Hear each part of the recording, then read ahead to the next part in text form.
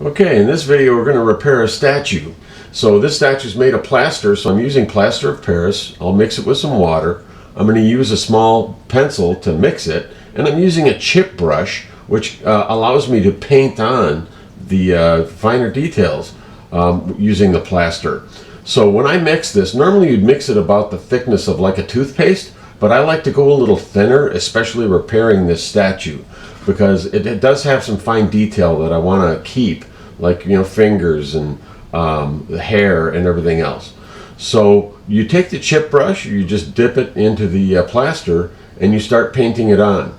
Now you want to protect these type of statues, especially if they're outdoors, from the elements. So any holes, cracks, things like that, you'll want to go over with plaster.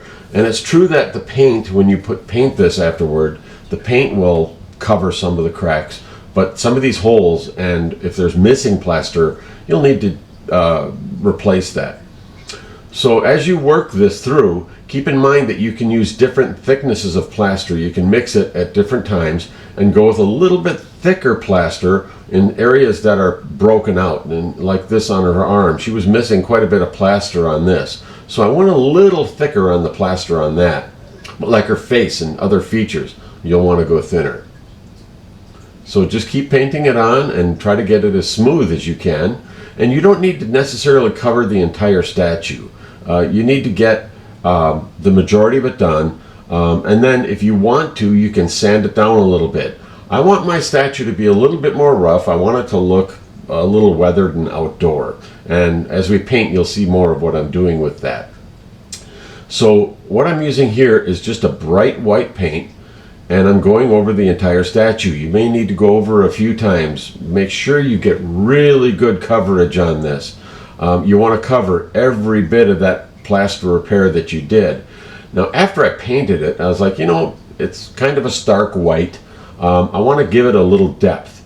So I picked up some gray paint and I sprayed. And notice I'm going from underneath in certain spots to make it look like it was weathered from rain and everything else. And this gray did give it a real nice depth, so I was real pleased with the end result. And keep in mind, if you paint it and you're not happy with it, just paint it again.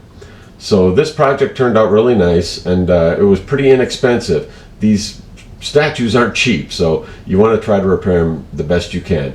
Well, please like and subscribe, and thank you for watching my video. Have a great day.